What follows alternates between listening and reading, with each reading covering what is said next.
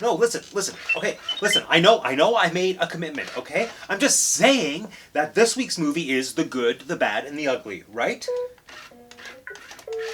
Yeah, okay, exactly. So, cowboys, and we're talking about The Great Movie Ride, right? Yeah, exactly. So, robots, and The Good, the Bad, and the Ugly is 3 hours long. Okay, well, if you would stop interrupting me, you would know my point is if we're going to spend 3 hours watching cowboys and thinking about robots, wouldn't you rather watch Westworld instead?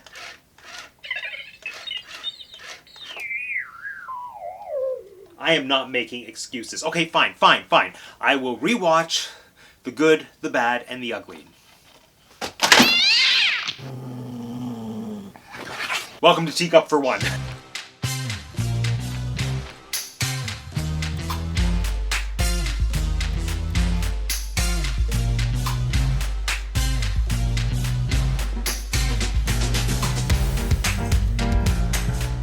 My name is Matt, and I have 2 degrees, and welcome back to another week of the Great Movie Ride Marathon, an epic 12-week celebration of the Walt Disney World ride that celebrated our favorite movies and the movies that we had never seen but have been told are iconic. Speaking of which, it's Western Week! Part 1! Yeah, that's right, the Great Movie Ride featured not 1, but 2 classic Western movies, which means that we get to watch 2 Western films. 5 hours of Western films. Yeehaw! But I'm not a lone ranger because, of course, as is the way of the Great Movie Marathon, I've got some other incredible channels coming along for the ride. This week we can look forward to content from the Hides Do Disney and Chris from Orlando, so make sure that after you watch this video, you check out their channels to see what they had to say about this week's film. And this week's film is The Good, the Bad, and the Ugly. Hit it, tour guide Matt. Western films depict the legendary American wild frontier, where cowboys and their loyal steeds maintain order in towns against the untamable wilderness. Here we see 2 of cinema's most famous on-screen cowboys, Clint Eastwood and John Wayne. Great movie ride fun fact. Much like the Cagney bot in the Public Enemy scene, the John Wayne animatronic was originally wearing a costume piece that was once worn by the actor himself. When the attraction first opened, the John Wayne animatronic was wearing a belt buckle that John Wayne himself wore in the 1948 film Red River. However, once word got out that it was authentic, it was stolen. This is why we can't have nice things. But none of that really matters because we're not watching a John Wayne film until next week. Today's episode is all inspired by the Great Movie Ride's first robotic cowboy, Clint Eastwood. Is there a difference between animatronic and robotic? Now, am I a little sour that the Great Movie Ride's choice to include 2 animatronic cowboys meant that I had to sit through 2 lengthy westerns, neither of which included time travel? Maybe a little bit. And you know what? I'm actually going to make a confession right here, right now. This was my first time watching The Good, the Bad, and the Ugly straight through from start to finish. A few years ago, I did do the Great Movie Ride Marathon. I sat down and planned to watch all of the Great Movie Ride films over the course of one weekend. But when it came to The Good, the Bad, and the Ugly, not proud of this, but I turned it off after an hour and jumped straight to the Searchers because I just figured a Western is a Western is a Western. But as I discovered this time around, I could not have been more wrong. And now I realize that the inclusion of both Clint Eastwood and John Wayne in the Great Movie Ride is actually a pretty brilliant choice because the 2 of them represent 2 very different movements in the Western film genre. The classical Western versus the spaghetti Western. Or films made by Americans about America versus films made by Europeans about their impression of America. The way I like to think of the difference between the 2 is classical Western is Marty McFly dressing for what he thinks the frontier will be like, and spaghetti Westerns are Marty McFly dressing for what the frontier was actually like. And I know that's not a fair assumption to make. I only spent like a day reading up on Wikipedia. I'm not a historian. I'm not a time traveler. I don't know what the frontier was actually like. But I'm pretty sure it wasn't like this.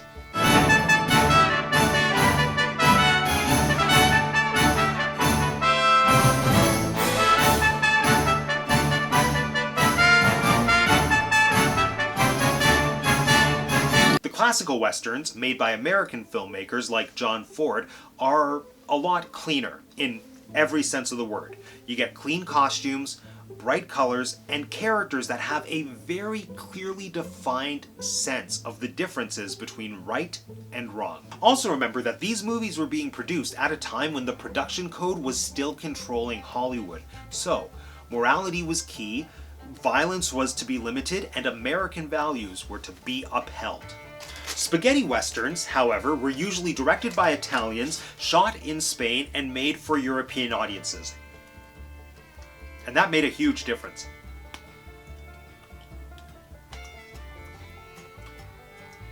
First of all, it meant that these movies weren't under the control of the Hays Code.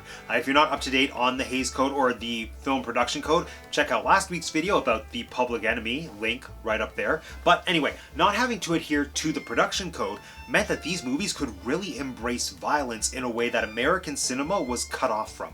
But more importantly, it meant that they didn't have to worry as much about their characters' moral principles. They could give us characters that weren't on the side of good and weren't on the side of bad, but fell into that ambiguous, fascinating gray zone. Combine all of that with notoriously low budgets, and you suddenly had Western films that gave a much more visceral, gritty look at what it meant to survive in the American frontier. Ironically made by Europeans. And The Good, the Bad, and the Ugly is a prime example of a spaghetti western. It was directed by, debatably, the father of the spaghetti western, Sergio Leone, as the final installment of his Dollars trilogy, which was a 3-film series, all starring Clint Eastwood as the man with no name. Yeah, that's right, The Good, the Bad, and the Ugly is apparently a sequel, or like the third part of a series. Who knew? I didn't, but don't worry, it still works as a standalone film. And you know what, even though it is 3 hours long, I am so glad I forced myself to watch it from start to finish, because it truly is an incredible film, which inspires today's list, the top 3 reasons The Good, the Bad, and the Ugly is worth watching past the first hour. Number 1, the story. Now, this is the main thing that I missed out on the first time I watched The Good, the Bad, and the Ugly. You know, I was an hour into the film. By that point, I had been introduced to some pretty cool characters. There were a couple fun scenes, but I was an hour into the film and nothing was happening. And don't get me wrong, I can appreciate an art film where not a lot happens, but I have to be in the right headspace for it. But I should have waited it out, because it takes a long time for the actual plot to kick into gear, but once it does, the setup is amazing. We have 3 characters looking for buried treasure. Now, they all want to kill each other, but they all have different pieces of vital information and resources that are vital to finding the treasure. So, they have to work together while actively working against each other, and it is just a brilliant setup. I just wish it happened within the first half hour of the movie instead of the first hour and a half.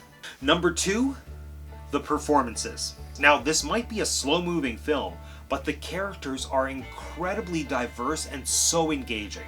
Obviously, we have Clint Eastwood as the man with no name, a mysterious anti-hero, which was a type of character that American audiences weren't used to seeing, and his performance defined an entire archetype of the brooding cowboy, the mysterious stranger, the scoundrel, the Han Solo. But we also have Eli Wallach as Tuco, who, I'm just gonna say it right now, was the surprise highlight of the entire movie for me. When you have to shoot, shoot, don't talk. He's an incredible character actor that just brought so much necessary comedy and heart to the film, and he was the perfect balance for Clint Eastwood's like stoic, silent character. The two of them balanced each other and played off of each other incredibly.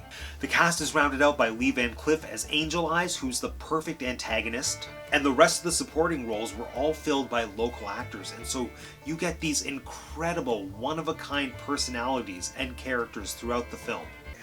And finally, the finale. This has to be one of the greatest film finales ever. You know, it is the culmination of everything that makes this film so good. Character work, soundtrack, cinematography, and editing. It is 2 minutes of silent tension created purely out of cutting between shots of the three main characters, putting so much emphasis on just the smallest twitches and the slightest glances. On paper, it runs so many risks of not working. It is just 2 minutes of faces and hands. By this point in the film, we have been with these characters through hell and back. We are invested in them. And this sequence is an example of visual filmmaking that's unlike anything we've seen so far in The Great Movie Ride. And I'm pretty sure it's unlike anything else we are going to see in The Great Movie Ride.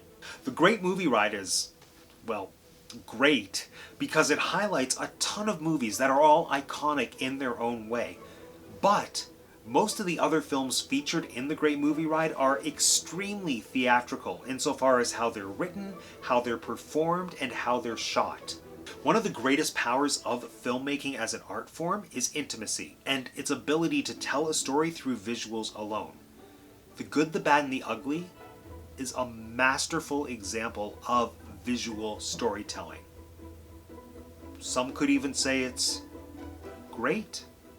You know, there is so much more that I want to say about The Great Movie Ride and about the spaghetti western phenomenon and about how Clint Eastwood and Sergio Leone redefined an entire film genre, but I have an entire other western that I have to get watching. So for now, friends, this concludes yet another episode of Teacup for One and the Great Movie Marathon. Make sure you check out the other channels participating this week to see what they had to say about The Good, the Bad, and the Ugly. And if you want to be the first to know about my thoughts on The Searchers once I give that one a watch, make sure you're subscribed to the channel if you haven't subscribed already. If you haven't subscribed already, you got another chance coming right now. It's super easy. All you have to do is click on my face. Thanks for joining me again today, everyone. My name is Matt, and I have 2 degrees, and that's the Tea Cup for One. Go away.